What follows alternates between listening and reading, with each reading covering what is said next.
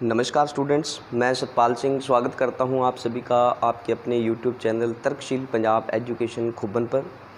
आज हम आपके सामने ईटीटी साइंस के अंदर जो हमारा टॉपिक नंबर 2 है, न्यूटन्स लॉ ऑफ मोशन, गति के बारे में जो न्यूटन महोदय ने अपने जो नियम सिद्धांत दिए हैं उनके बारे में आज हम डिस्कशन जो है वो करेंगे। तो उसी को शुरू करने से पहले आप सभी को मेरी रिक्वेस्ट है जी, आपको अगर हमारा ये सेशन अच्छा लगता हो, चीज़ें जो आपको बताई जा रही हों, अगर आपको लगता है भी हमें आपके लिए हम मेहनत कर रहे हैं, तो प्लीज़ आप हमारी सहायता कीजिए। हमें आपके सहयोग की ज़रूरत है। मैक्सिमम बच्चों तक क्या है, आप इस चैनल की पॉसिबिलिटी जो है उसको संभव कीजिए। आपके अपने दोस्तों तक शेयर ज़रूर कीजिए इसको। तो करते हैं शुरू। आज हम अपना जो टॉपिक है इसमें हम बोलेंगे जो न्यूटन है, न्यूटन के गति के नियम, ठीक है, न्यूटन्स लॉ ऑफ मोशंस। अब इन लॉ ऑफ मोशन को समझने के लिए ना हमें क्या करना पड़ेगा, याद रखना। एक तो इन न्यूटन महोदय ने गति के लिए 3 नियम दिए हैं, ठीक है, और तीनों नियमों में जो पहला नियम है, फर्स्ट नियम है, ये क्या बोलता है? फर्स्ट नियम क्या बोलता है? तो इसमें बोलते हैं, न्यूटन महोदय बताते हैं भी जो उन्होंने सिद्धांत दिया अपना पहला बोला भी कोई भी वस्तु हो, ठीक है, वस्तु कोई भी वस्तु हो, वो क्या है, या तो वो स्थिर है या वो क्या है, गतिशील है। ठीक है, देखो न्यूटन महोदय अपने सिद्धांत में बता रहे हैं कि वस्तु या तो वो स्थिर है या वो गतिशील है। 2 ही कंडीशन हो सकती हैं वस्तु की, और वस्तु अपनी इसी कंडीशन को क्या है, चाहे तो वो स्थिर वाली कंडीशन में हो, चाहे वो अपनी गतिशील वाली अवस्था हो, इन दोनों को क्या है वो बनाकर रखना चाहती है।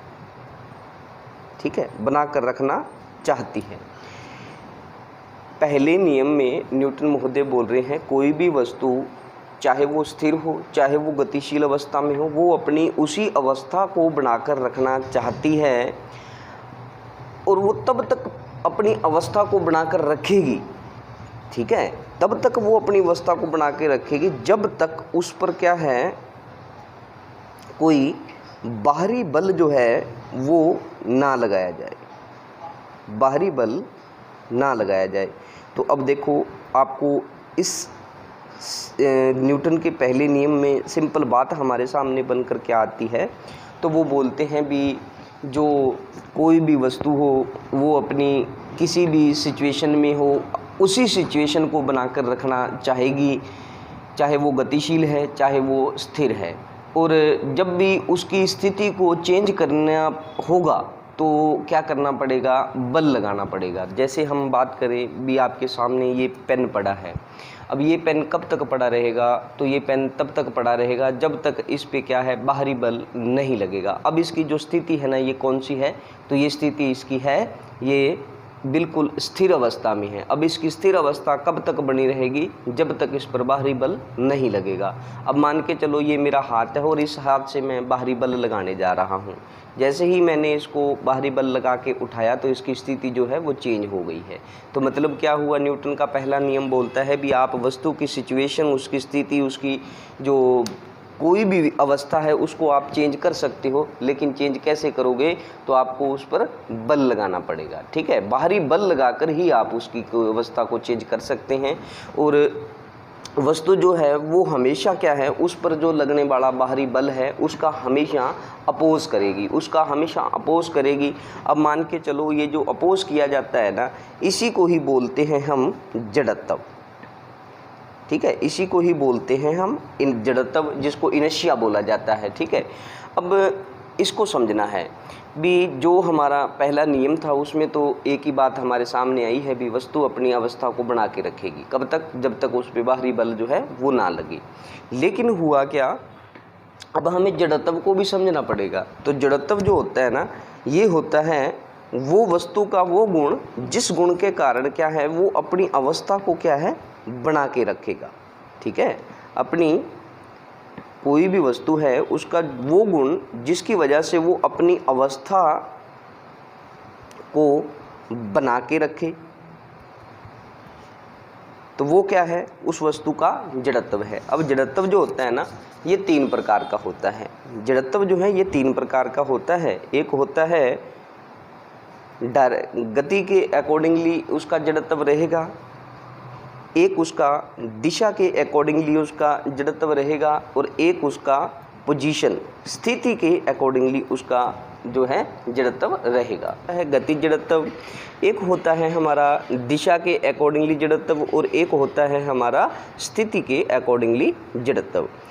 तो मान के चलो भी गति की जब बात की जाए तो ये एक कार है। ठीक है, ये एक हमारी कार है और ये कार क्या करेगी अब चलेगी। कैसे चलेगी इसको हम अभी देखेंगे। भी ये कार जो है ये इस डायरेक्शन में जा रही है और स्पीड है इसकी कितनी 40 किलोमीटर पर घंटा।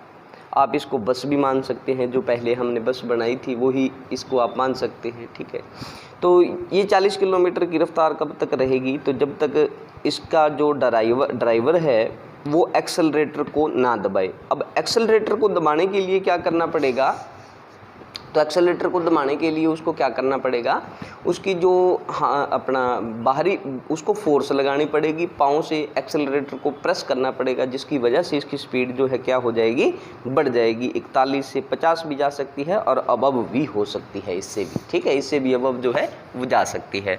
तो स्पीड जो है बढ़ाने के लिए क्या करना पड़ेगा, बाहरी फोर्स जो है वो लगानी पड़ेगी। अगर वो नहीं लगाता तो फिर क्या है वस्तु अपनी उसी स्थिति को बना के रखेगी जो 40 वाली पे चल रहा है। ठीक है, ऐसे ही हमारा दिशा वाला है।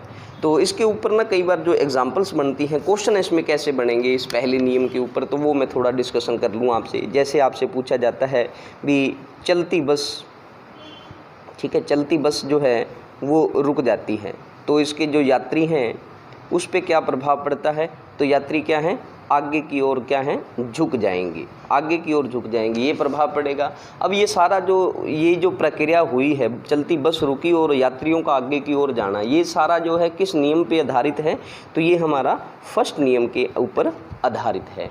दूसरा इसके अंदर आपको इसी चलती बस के ऊपर बात की जाए, बस रुकी हुई थी, बस क्या है अचानक चलना शुरू कर देती है, अचानक चलना शुरू कर देती है, जिसकी वजह से क्या होता है यात्रियों पर क्या प्रभाव पड़ेगा, तो यात्री पीछे की ओर झुक जाते हैं। जैसे आप कभी किसी बस में बैठे हों तो बस जब चलती है तो आप पीछे की तरफ जो है झुक जाओगे, तो इसमें क्या है भी ये जो प्रक्रिया है ये किस नियम पे काम करती है, तो ये भी हमारी फर्स्ट नियम पे काम करती है न्यूटन महोदय के। ठीक है, अब इस पूरे ये जो दोनों एग्जाम्पल्स हमने बताई हैं इसको समझने के लिए आपको क्या है थोड़ा दिमाग लगाना भी होगा। क्या भी मान के चलो हम एक बस बना रहे हैं और इस बस को समझना आप, ये वही बस है जिस बस में आप रोज़ाना बैठ के अपने कॉलेज स्कूल जाते हो। ठीक है, तो ये वो बस है।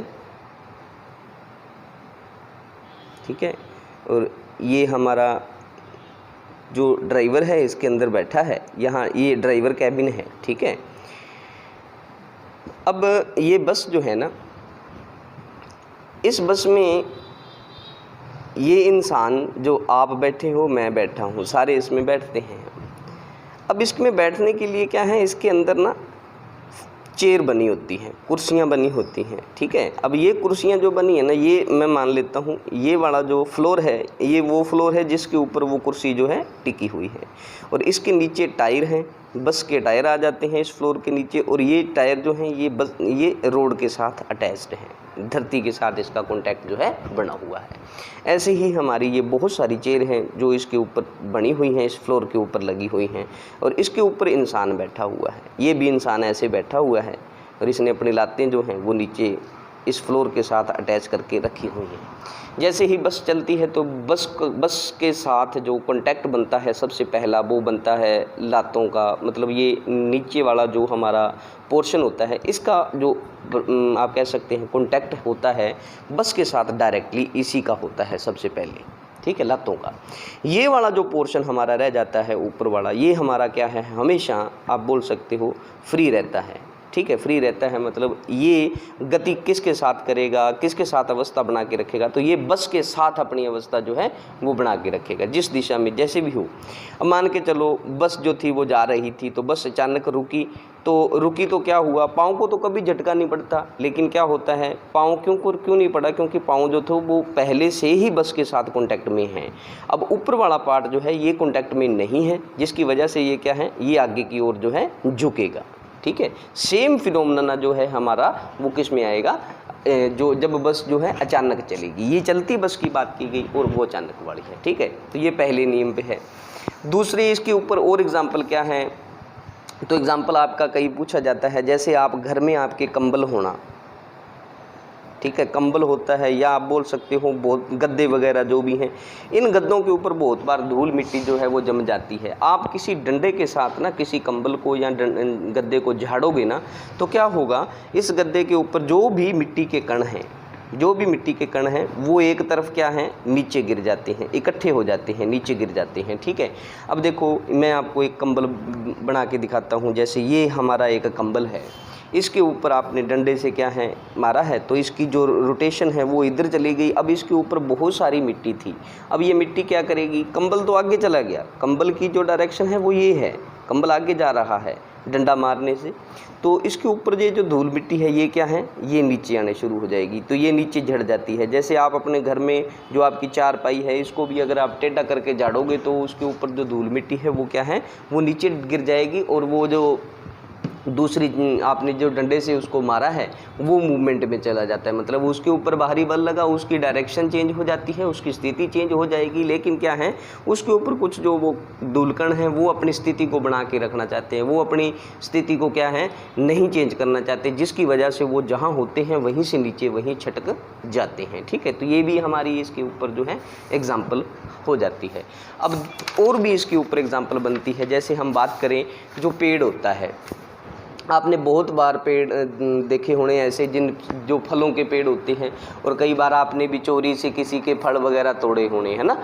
तो जैसे हम बात करें भी खाने वाली चीज़, जैसे अमरूद वगैरह के बूटे होते हैं, पेड़ होते हैं, पौधे वगैरह इनके, तो आप वहाँ से जब तोड़ते हो तो कैसे तोड़ते हैं, जैसे बेरी होती है, बेर पक जाते हैं, प्लम वगैरह हमारे, तो क्या होता है, आप जब पेड़ से आम तोड़ना होता है या कैसे भी कोई भी फल तोड़ोगे, तो मैं आपको बताता हूँ ये सिस्टम पहला नियम है न्यूटन का, उसी के ऊपर जो है वो काम करता है। कैसे होगा, मान के चलो ये हमारा जो पेड़ है ये क्या है, आप इसका मान सकते हो ये अमरूद का पेड़ है, ठीक है, और आपने इसके फल तोड़ने हैं, तो क्या करोगे, आप इसकी जो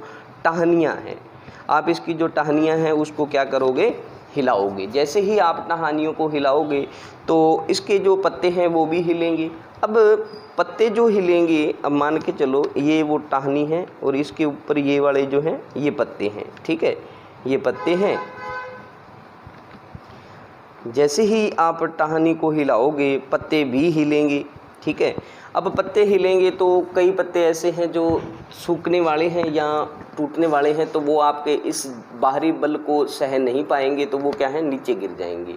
ऐसे ही हमारा जो कोई भी फल लगा हुआ है तो वो क्या है, वो भी हमारा इसका जो आपने बाहरी बल लगाया है टहनी को हिलाने के लिए, उसका अपोज करेगा और अपनी स्थिति को बना के रखना चाहता है, जिसकी वजह से क्या है, वो अपने एक्चुअल पॉइंट से हिल जाएगा, टूट जाएगा, तो वो नीचे गिर जाएगा, ठीक है। ऐसे ही मतलब वो जड़त्व के ऊपर ही है। ये मान के चलो आपका ये फल था, ये मान के चलो आपका अमरूद लगा हुआ है, फल लगा हुआ है, जैसे ही आपने वो टहनी को हिलाया तो इसका ये वाला जो नुक्कर है जहाँ से ये जुड़ा हुआ है, वहीं से क्या है, आपने जैसे ही हिलाया तो ये भी यहाँ से हिलेगा और यहाँ से उखड़ जाएगा और उखड़ने के बाद ये नीचे गिर जाएगा। तो ये सारा फिनोमेना, ये सारी प्रक्रिया है किस पे आधारित है, तो ये हमारे न्यूटन के पहले नियम पे आधारित है, ठीक है। तो दोस्तों ऐसे ही इसके ऊपर एग्जाम्पल्स जो हैं बनती हैं। उम्मीद करते हैं भी आज का ये जो पहला नियम था न्यूटन का, ये आपको समझ में आया होगा। बाकी हम कल करेंगे नेक्स्ट जो हमारा सेकंड नियम है उसके ऊपर बात। तब तक के लिए जी धन्यवाद सभी।